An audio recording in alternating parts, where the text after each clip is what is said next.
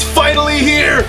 It's Commander Legends! Let's break into it on a special edition of the Box Break Podcast.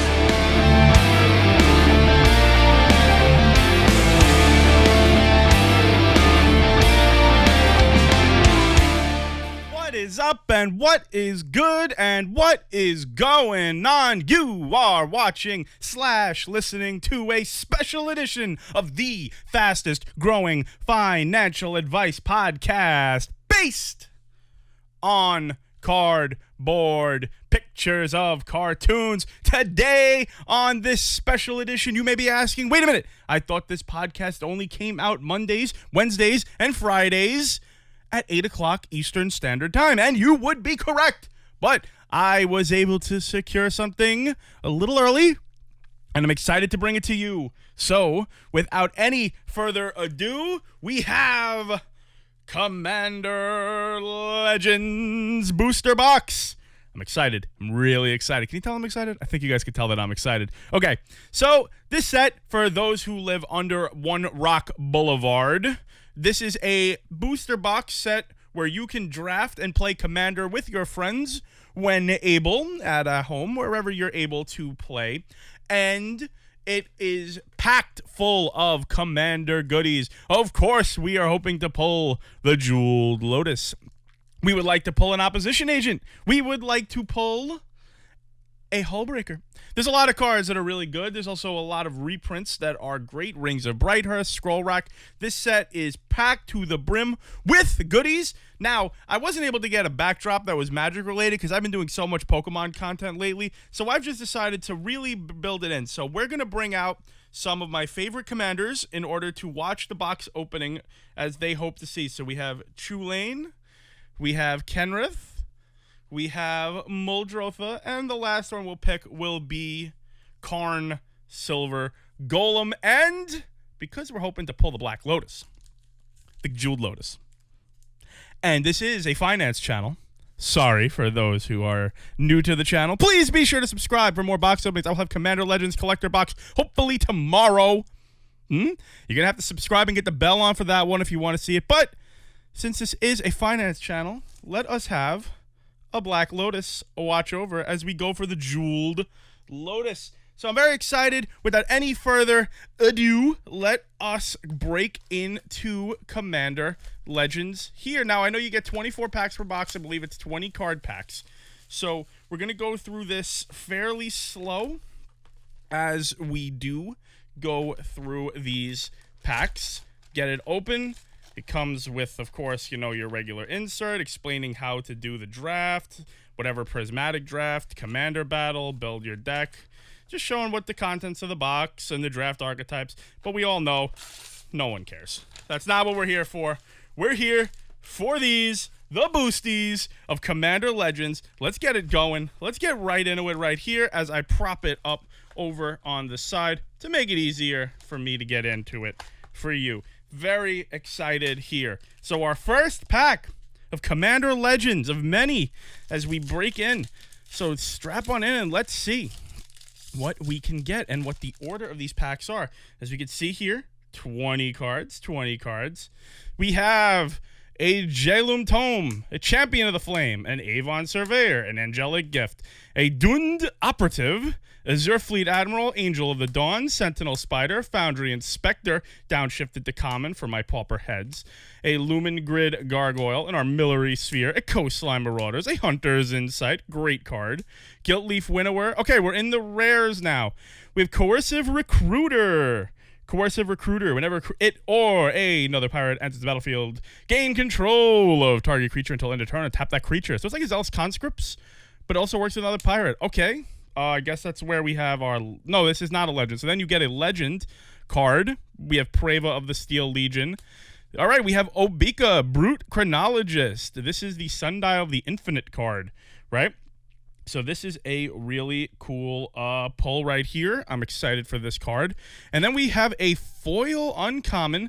The foiling is very dark, very strange, almost like the old intro pack foiling. I don't know how much I like this. I'll be honest with you. Like very dark, very glossy looking foil on this one here. It is a legend. So We'll keep the rares and the foils over here, and we'll have a recap as we do it.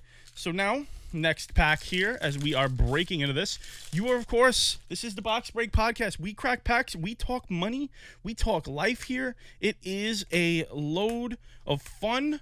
I have so many good openings coming. We have the Scab Goliath. I'm going to go through the pack cards one by one. Here's Path of Ancestry, really nice card for Commander. A nice reprint there. Furnace Celebration, Nightshader, Loves, man, there's so many cards. Immaculate Magistrate. Great card here. Put a +1/+1 counter on each creature for each elf you control at rare. Real good here. And then we have Arami of the Dead Tide.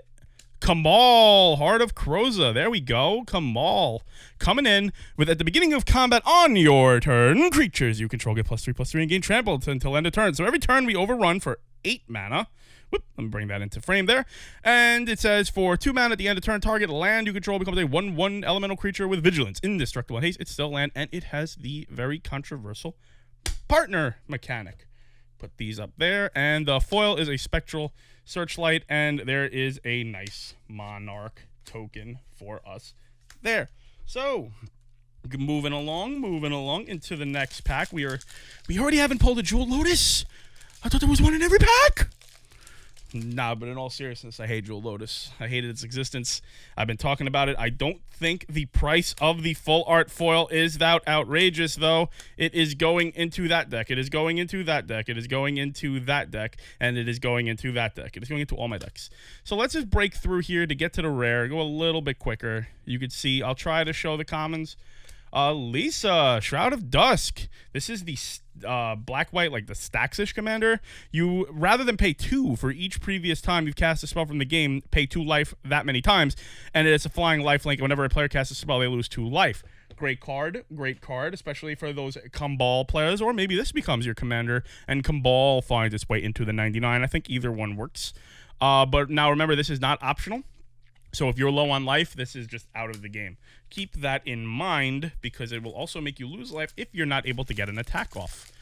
Make sure that your life is padded up a bit. So we have Gift of Paradise.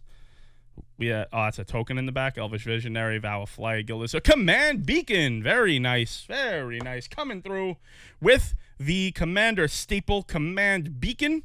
Play this in my Muldrotha deck. One of the best cards in the deck for sure. And I'm happy to see reprints for those who need it. And a Kengri Skywarden is a legend. Apparently you can get more than one rare. This set is strange. There are so many cards, so many packs, and not enough time as we're flying through these. All the packs go on the bed, of course. That is where they go. Preordained. Nice little reprint there. Hopefully, Pal Sentinels. The commons in this set are great, let me tell you, right? And there's a Court of Cunning and a Rogroth. Okay. So Rogroth is our legend, which reads 0 mana. It has First Strike, Menace, Trample, and Partner. So, of course, you want to combine this with something that could pump it up, right? Court of Cunning. When a Court of Cunning enters the battlefield, you become the Monarch at the beginning of your upkeep. Any number of target players each mill 2 cards. If you're a Monarch, each of those players mills 10 cards as well. The Brutaclad players rejoice. They are excited to see that card. And it's the Monarch, and it's only 3 mana? Man, Wizards is crazy. That has to be the best card in the set, right? Right? I guess not. So, flying through, coming through. Come on, Command Tower, always nice. Thirst for Knowledge. All right, we have... Oh, there it is. I was like, where's the rare? They were so strange. I guess because they put the legends in the back so you get to pick. All right, I guess that makes sense. We have a Pirate's Cutlass as our foil, and we have a Chroma's Will instant. Choose one. If you control Commander as you cast a spell, you may choose both. Creatures you control gain Flying, Vigilance, and Double Strike until end of turn. Creatures you control gain Lifelink, and Indestructible Protection. So you get a whole entire word salad if you control your Commander. Otherwise, you get a side salad. No matter what you're getting, a salad of keywords. You're getting keyword soup. Rolling through Fyndhorn Elves. Very nice. Very nice. And we have We have 2 rares. I guess you can get 4 rares because of the commanders can all be rares, and I guess the foil can be rare too. So this is just a regular common. And then for our rare, we have 5-drop Blade Griff Prototype flying. Whenever Blade Griff Prototype deals combat damage to a player, destroy target non-land player of that player's choice that one of your opponent controls. So it is kind of like an Abyss type effect, and it has flying. So it's pretty good. I don't know if Karn will be playing that, but I don't. But this is a nice one here. Archelos, Lagoon Mystic. This is a Blastoise for those who don't know. It looks just like them. Those are cannons. I'm going to say that right there. As long as Archelos, Lagoon Mystic is tapped, other permanents enter the battlefield tapped, and if it's untapped, everything enters untapped. So if it's untapped, your tap permanents, even if they say they come into play tapped, will come into play untapped, which is great. So you can have this, and then you play a Simic Growth Chamber, and it's just a 2-mana land. Of course, you got to bounce a land, but it's still, and like Lotus Field, things like that, just come into play untapped to mitigate the downsides of that. Moving along to the next pack. I'm really excited. I think Commander Legends is going to be a huge hit. I think that Commander runs this game. I've been saying this for a long time. Competitive players borrow cards. Casual players, we buy cards. So that is where it'll be. And we have our first mythic. And here it is. Look at that. 3 visits. Our portal rare. I'm going to put that over there to see how many of these we end up getting. I'm going to leave this with the rares. So we have, it looks like a 3 rare pack. Woohoo! Talk about a pack. You do love to see it. All right. First mythic is a 9-mana sorcery, Mnemonic Deluge. Exile target instant or source from a graveyard. Copy that card 3 times. You may cast the copies without paying their mana cost. Isn't that what copy? Oh yeah, I guess it works. Makes sense. Exile Mnemonic Deluge. So if you copy a Time Warp, that's 4 turns. So the next one is Zara Renegade Recruiter. Whenever Zara Renegade Recruiter attacks, look at defending player's hand. You may put a creature card from it onto the battlefield under your control, tapped and attacking that player. So that is pretty cool. And we have another. It's a rare. I'm sorry. Amarith the Stress.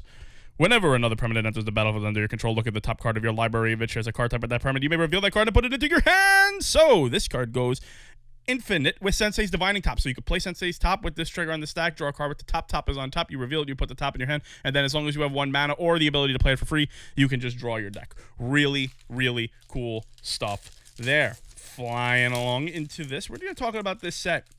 Normally we talk about different things when it comes to, money and, just the world in general. So you're going to want to subscribe to this channel because you get the best of both worlds. You get to see these cool cards and you get to hear me talk about my opinion, which some people say that you get what you pay for, and that's true. My opinion is free. So yes, you do get what you pay for. Flying, whenever Hellkite Courser enters the battlefield, you may put a commander you own from the command zone onto the battlefield, gains haste, return to the command zone. That is really cool. This thing doesn't have haste, but if you have a commander that you really want to cheat out and it does something upon combat damage, that's really cool right there. Then we have this, and we have a couple of, and a Prismatic Piper.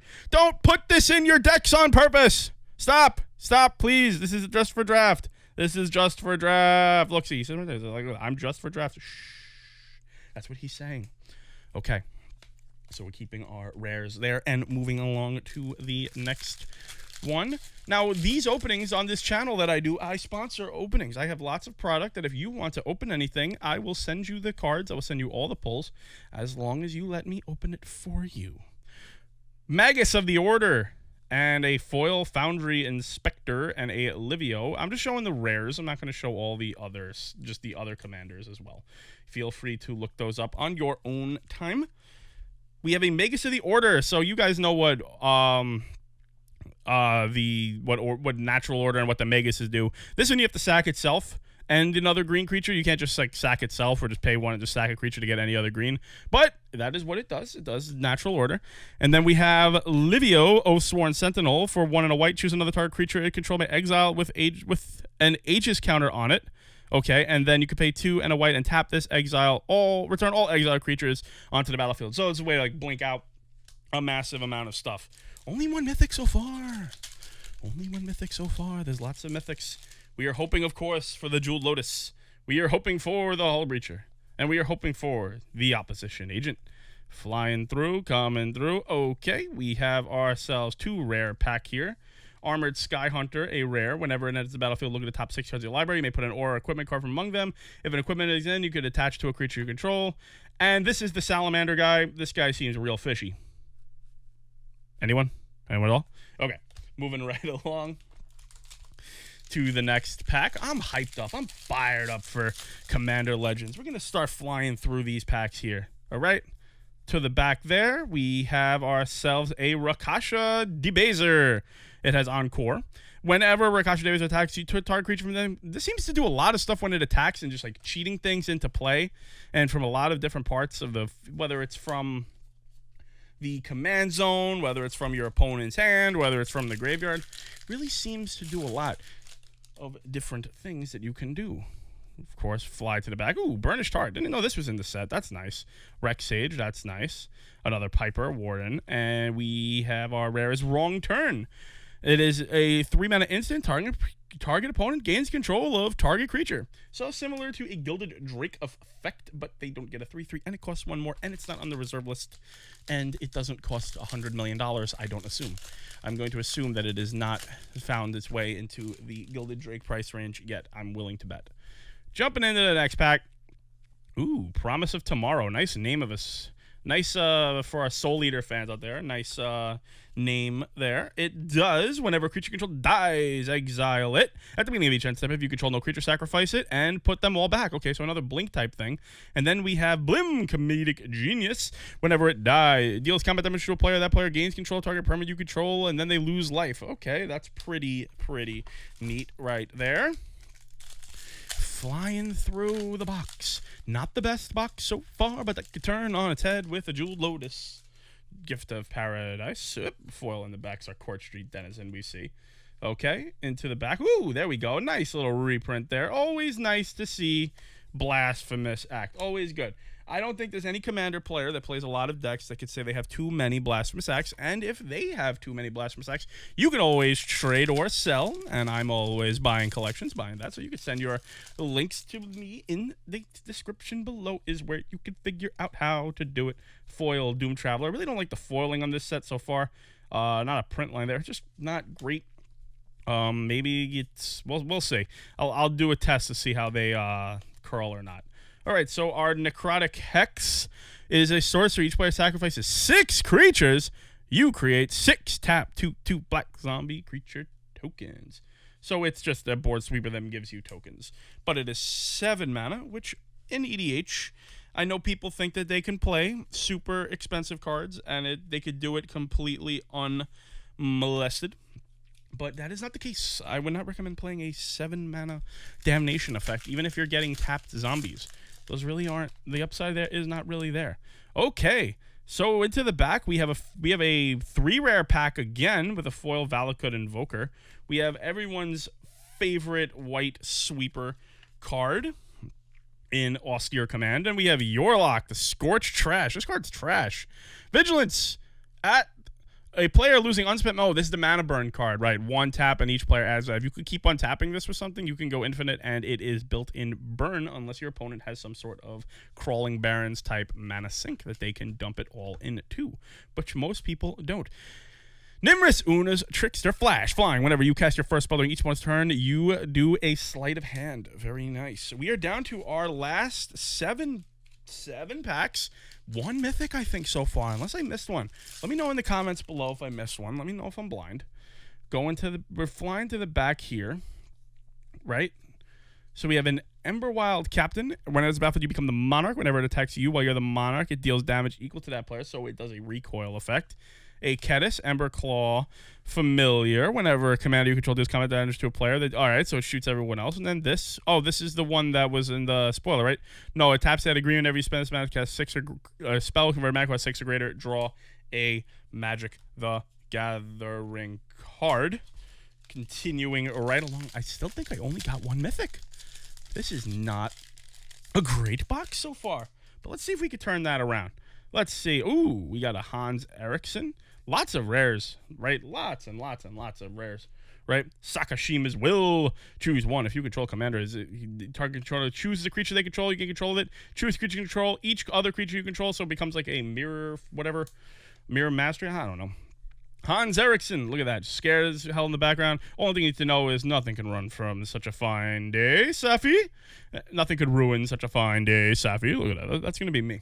That's going to be me if I keep eating poorly. Let us see the next pack. 20 minutes in this video. Thanks you guys for checking it out. Thank you guys for hanging out.